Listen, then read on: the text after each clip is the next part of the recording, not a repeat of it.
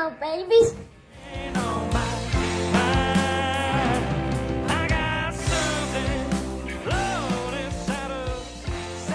If you're watching on YouTube, you're welcome. If you're watching it on iHeartRadio, we're the #1 New England sports show on iHeart and the self-proclaimed on iTunes. Congratulations to us, wherever you're listening, wherever you're watching.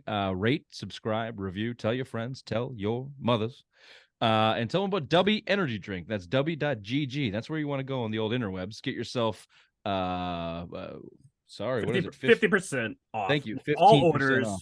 Enter Simple Minds for a promo code and enjoy some of the genderless energy drinks from Dubby Energy. Not only is he spicy, he's confident. Where is this Raymond on a regular basis? He just came right in with a relevant response that was needed there. Wow. Yeah. You're welcome. Ray's really been mailing it in here on the Simple Minds Sports Show for the last couple weeks. Exactly. He's not willing to take the hangover tomorrow morning regularly enough on this show. He's like Belichick. He punted on this whole fucking year. Seriously. Yeah, Sorry, boys. That's my fault. Bobby's relatively new in the show. I'd like you to make a good first impression. And it has taken several months now for you to do this. You're welcome. You're the tortoise in the hair. You're just so fucking slow to come the fupa. The fupa's fucking holding me back, baby. It'll come back. You know what? You always come through. I know. I try. Billy O'Brien is back in the building, not to any surprise. We said it last week, something smelled fishy in that OC search. Obviously, whether Belichick was pumping his guys up or now we have reports that maybe some of them are coming in for different positions. Either way, Billy O'Brien was the guy coming in. And to your point, Bobby, it may have been the guy coming in since 2021. Just to expand upon that, Jesus, did they set some fucking people back, including their entire program. And including their franchise quarterback, number 15 overall pick, Mac Jones, who I know you guys don't like, but was a top 10 statistically in the league in his rookie year. Undoubtedly considered the best of that rookie class, which 5 guys were picked in the first round, and then this year fell completely off the mat and played like shit. All because, to your point, Bobby, professional courtesy. Let's just get our last words in on that before we start into looking towards the future. Any more? You want to trash that decision one last time here before we move forward? Now, whose idea was that? Was that Belichick saying that for Saban, or Saban saying, nay, you can't have him till 2023? It would be Saban. So they have this relationship, Saban and Belichick, and Bill O'Brien had one more year on his contract. And it would have been unbeknownst to their friendship that they wouldn't it wouldn't have sat well with Saban if he hired O'Brien on the last year of his contract, forcing Saban to have to get a new OC. Who's the uncircumcised one? Saban, yeah. Belichick's a military man. They keep that shit clean. Mm-hmm. Yeah, that's just it's just so shitty. But then the decision, look, you could have bridged it differently. You could have not given Nick Caley the offensive coordinator job, but give him the play sheet and done the same exact thing that you wanted to do. But I heard today, Josh McDaniels left and he took everybody. He took the entire offensive stack. He took the quarterback coach, took the offensive line coach. He took everybody. And instead of replacing them, with guys that could grow in the system, they brought in somebody. They pushed Patricia over, brought Judge back. Both were free. And now we're learning Patricia's probably out the door because he's not free anymore, and tried to make it work with, the idea that Billy O'Brien would come in next year if it didn't work. Woof, woof, woof, woof, woof, woof, woof. And they still got 8 wins, which says something about, and they could have had more. The shitty teams of the league that can't get to that level of just beating the other bad teams. And they should have had 10 or 11 if they had somewhat of a competent offense. So even if they just had some good luck, this season kind of had a lot of bad luck in it. Yeah, which comes from, not to get all the coaching side of it, but over prepare for and get lucky in that, whatever that saying is. Either way, yeah, Jesus. Obviously, a lot to look back on, a lot lost. Kendrick Bourne, just guys that just completely fell off. But now Billy O is here. What does that mean? What does that look like? First of all, Bobby, I know you weren't too high on it. Billy O Boring is, I think, what you dubbed him. Didn't mean to steal your joke there, but was he the best option? I know that we're not deep of the options in available. Yes. Yeah, of we're what not was deep told in of the- what was told to us. right. Yeah, We're not deep in the. Would be the better options for him? Well, a lot of people like Keenan McCardell as a guy that would have been fresh, and we don't. I don't know, the depth of offensive coordinators across the league or college football that could have come in and made a difference like that. I don't have that in depth of knowledge, to give you a name. The guy at Georgia, the OC at Georgia, was brought up a couple times. But Bobby had said it before, a few times, something fresh, something completely new, not retreads. That's certainly not what we got. Billy O'Brien was with the Patriots 2007, 2011, made his way from offensive assistant to quarterback coach. He was wide receiver coach in there. He had like 4 promotions in 2 years. Like he climbed the ranks very high. And then by 2011 was OC. And that's a team that went to the Super Bowl with one of the worst defenses I've ever seen in my life. And one of the best offenses that they've had. In 2010, as quarterback coach, Brady unanimously won the MVP. Is that Billy O'Brien or is that Tom Brady? We can debate. Massachusetts native. A lot of people around the area seem to like that he's a homegrown boy. And just his resume, Penn State, after he left New England, 2012, went to the wake, the Sandusky wake of Penn State. God love him. The balls on that decision to go into that fucking mess. 15-9 under O'Brien with the Nittany Lions. Pretty good. Brought that program back. Then went back to the NFL 2014, the head coach of the Houston Texans. They won the AFC South 4 times under O'Brien, and then was fired when he finally got a quarterback. They started 0-4, and they kicked him out the door. Within that time, though, so here's the scuttlebutt. Houston went to shit. They gave him too much power.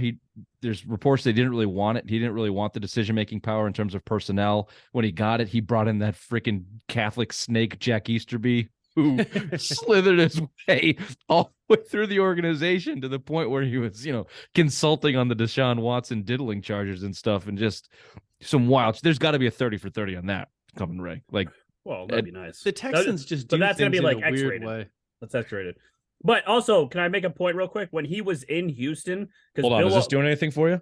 A little bit. The Queen always talks about how Mac Jones is just a mediocre player. He's like a Brian Hoyer, but yet Billy O'Brien did have Brian Hoyer down there in Houston, and also Fitzpatrick and Brock Osweiler, and still went Say first. what you want, man. He finished first in the division with those guys. Yeah. I mean, so he can make magic out of shit. So he could change Mac all around. So this might be beautiful.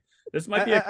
He's a prototypical Belichick, like a Patriots coach. He wants players that don't have egos because he feels he can coach them. When he got good players, Deshaun Watson hated him, and he traded DeAndre Hopkins out of there because they had some sort of disagreement. Yeah. And that's essentially what got him fired. Is he couldn't manage those two. I'll get to the Hopkins thing, but turning magic into shit is the bot pot analysis that we've been missing. Shit into magic. not turn what's the chicken shit into chicken pie. Well, I don't even know what that saying is, but turn magic into shit salad is chicken shit and chicken salad. No into magic. I'm sorry. Wonderful analysis from Bodpod on that. Turn shit into magic. That's beautiful. That's fucking beautiful. The t-shirt. After getting fired from the Texans, obviously he went down to Alabama. This year as the OC for Alabama, or last year as the OC for Alabama, 41 points, 39 points per game. They ranked 6th in the nation in offense. They lost 2 games, both on the last play of the game, if I have that correctly. And people down in Tuscaloosa wanted O'Brien's head because they didn't win. Why do they hate him so much though? They didn't win the national championship. That's not their fault. They fired their defensive coordinator because they couldn't stop anyone. They could put up points, but they couldn't stop anyone. So I've seen. They don't understand what's happening. Okay, they just they're blaming the new guy. All right, they're Alabama fans. They don't understand. They're not going to blame Saban. They're exactly. Fucking their cousins down there. Easy, Ray. Sorry. Well, they make love. They do. Oh, love. You are recording from New Hampshire. How dare you? I've been there. The stuff I'm seeing online with people bitching about O'Brien, Patriots fans celebrating for O'Brien, Alabama fans couldn't wait to see the back of his head. It's like, dude, You scored 40 points a game. Yeah, we're excited. We hadn't seen that in a while. It's fucking college. This is why I don't watch college, Bobby. Stupid asshole. This is from The Athletic, and here's a bad note on this.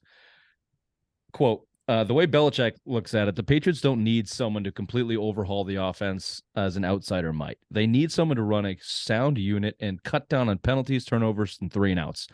The goal isn't necessarily the top 10 unit that McDaniels put together, but rather a competent, average to slightly above average group. And he also needs to get the most out of quarterback Mac Jones. What a lofty goal. Just like this guy, like, what the fuck are we trying to do? yeah, they're really setting their sights high down there in Foxborough Who these days. had made that quote up? That guy's a fucking moron if that's what he actually thinks Belichick wants. I want a slightly above average offense. Come on, that's not what he wants. Yeah, no, it's not. And to not get in the top 10, well, that's not even, if you're going to be successful, you have to have a top 10 offense. Look at the top 4 teams left in the football right now in the conference championship. All probably the 4 best offenses. Yeah, even Brock Purdy's putting up fucking ridiculous numbers there in San Francisco. Yeah. Pretty silly. So that brings me to what are they gonna do? So your number one benefactor here, obviously, is Mac Jones. Obviously, I'm gonna gloat so hard on your chin next year, Ray, as Mac Jones is just picking up 3rd and 4s left and right on his little dump downs that you've been shitting on him for all year. That being said, I am curious how it is going to look. What offense are they going to run? Do they go back to the Patriots offense? Do they do the Alabama stuff? How much is Belichick involved? What's that relationship, right? What's the relationship between the Bills right now? We know they're going to coach or supervise some coaching at one of the big East West Shrine games for the college. Yeah. Thank you. They're going to get their hands on 190 of those student athlete firm type bods down there. Get a load of what they're going on. But what's it gonna look like? You know what I'm not, and that's what I hear from you. You know what I'm not interested in? Mac Jones' fucking behavior, the overblownness, the overblowing of Mac Jones and how he's gonna deal with Billy O'Brien and his temper tantrums. God, how many headlines do you need? There's enough shit going on. He blew up at Matt Patricia twice, and Matt Patricia caused a mutiny in July. No shit. I think he's going to handle Billy O'Brien just fine. We didn't see him blow up with McDaniels once because they were just running an offense. No, because he respected him. Done with that stupid fucking if Mac headline. Jones blows up on him, he'll have to deal with Billy O'Brien. Billy O'Brien don't give a fuck. But he but also my point is he's him. not gonna.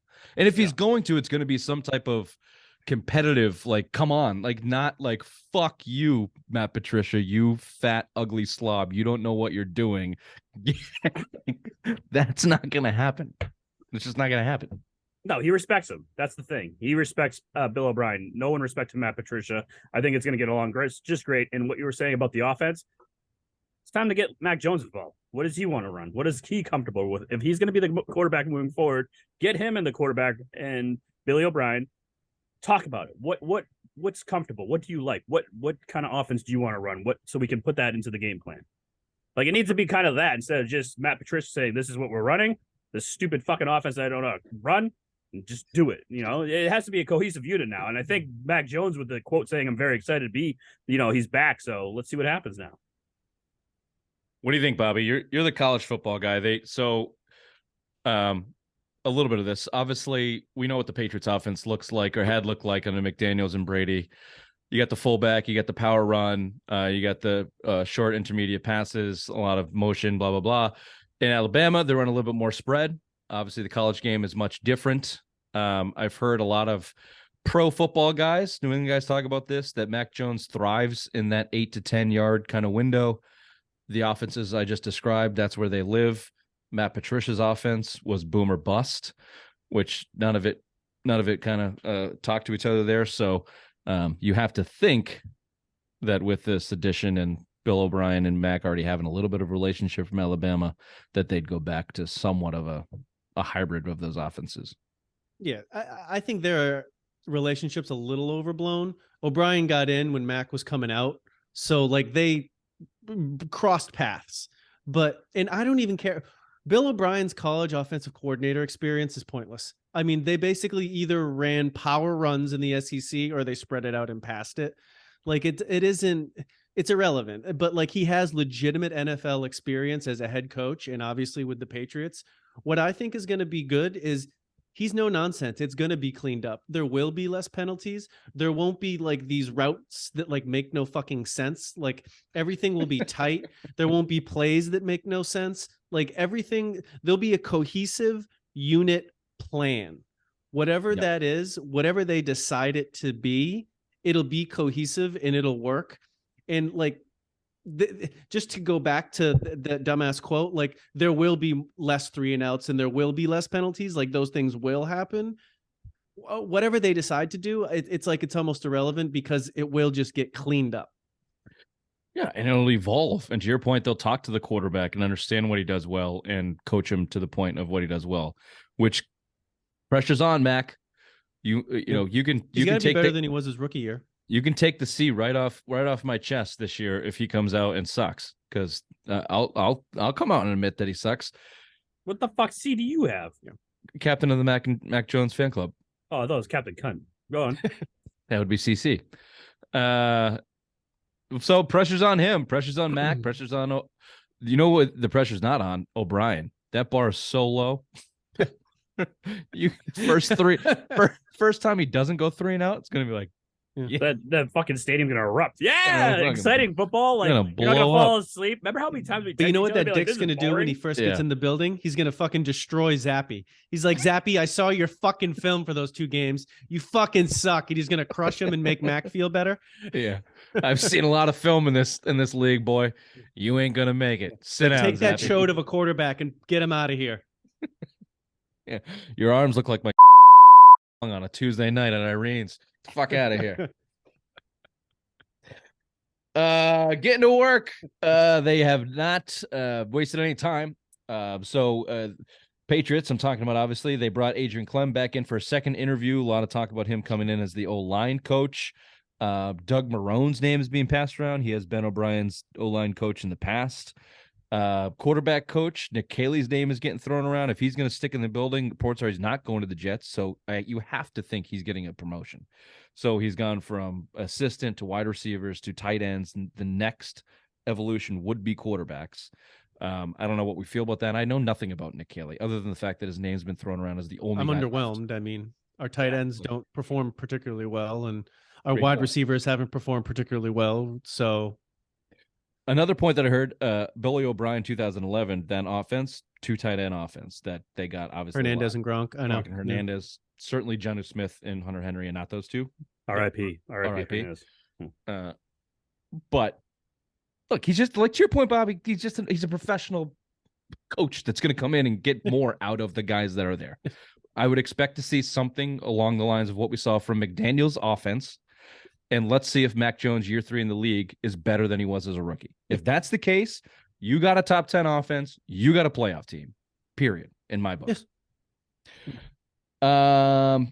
Any thought of Sean Jefferson? Looks the name is being tossed around as a potential offensive game plan coordinator. Looks like here's my greater point of this. Looks like this is good. This is good. They're going to bring real professional coaches in to do specific jobs. If Adrian Clem is the O-line coach and the run coordinator, and Sean Jefferson is the offensive play coordinator, whatever the fuck they want to call him, they're going to bring minds that have been coaching for a while, that in the league, that have experience, that have success, put them in a room together to work and put up a competent system. And to your point, it's going to look like that, I think. Hope so. Well, because look at what happened before. Like, Matt Patricia had too many hats that he was doing, so he didn't really have time to spend time with Mac Jones. He was doing other things, so he had to be all over the place. At least you're going to have dedicated position coaches for these guys, so they're not running around. Exactly. It's just sticking with these guys all the time in the room and not going off and being like, oh, I'll be right back. I go spend the time with the offensive line now and fucking figure that shit out. Be right back. It is traditional that an O-line coach is also your semi-run game coordinator because they know best how that the offensive line can execute run blocks, and then they will practice it over and over and over watch again. Ray jiggle. Watch him jiggle on his way back. Oh, he did the spin in to avoid it. Yeah, he learned. That I'm not clever dumb. fat bastard. I'm not dumb. All we could see was that sweet ass. You're welcome. Yeah. I don't, so anyway, last points on this coaching stuff. Billy O'Brien was in the second interview with Adrian Clem, so it seems like he's got some say in who he wants to bring on his staff offensively. And just to push back a little bit on this, on the Bill Belichick, I don't think Bill Belichick ever wanted full control over the offense with bringing Matt Patricia in. I just think that they were cheap and arrogant. Like, people think that he's not going to want to step back and give, Billy O'Brien bullshit. Yeah, autonomy and basic autonomy. That's how he's run his offense the whole time. Charlie Weiss, Josh McDaniels, Billy O'Brien the first time, until Matt Patricia, because he sucks so bad that he had to stick his foot in there. He doesn't want to do that. He wants to oversee everyone and spend his time with special teams. That's what he wants to do. Yep. But that being said, Billy O'Brien's in the interviews. They're down there at the East-West Shrine Bowl. No Steve Belichick there. Gerard Mayo's been in every one of these interviews with Bill Belichick. Steve Belichick not at that game. Obviously, no Patricia, no Judge at that game either. The other Belichick kid's going to be there, though.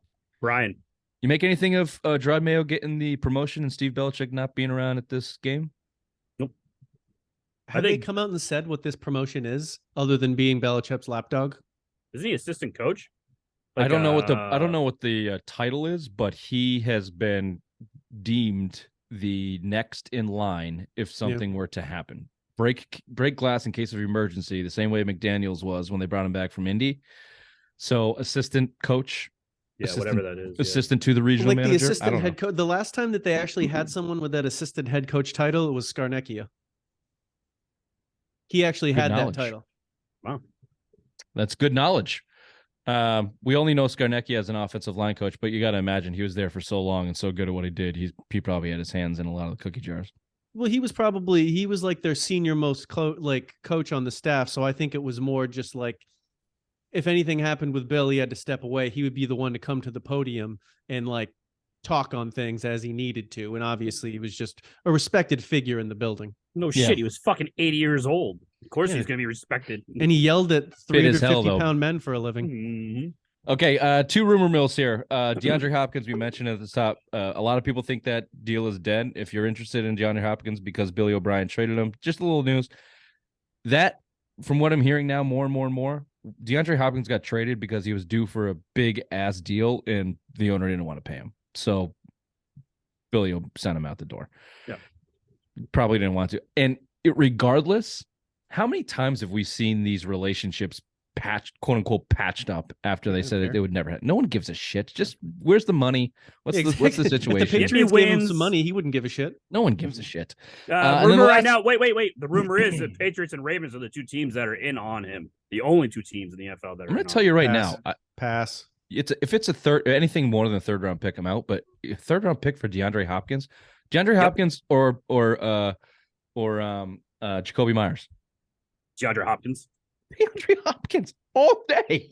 If DeAndre Hopkins is your Jacoby Myers and you let Myers walk, if Myers wants $14 million, you got to pay Hopkins $19. What are we talking about? What are we talking about? Come on in. There's my stance on that. And then you still got to go get somebody else. Let Parker walk and get somebody else and draft somebody. You still need help. I'm not saying that's like end all, but I'll take Hopkins over Myers. I like Myers, but I'll take him over him.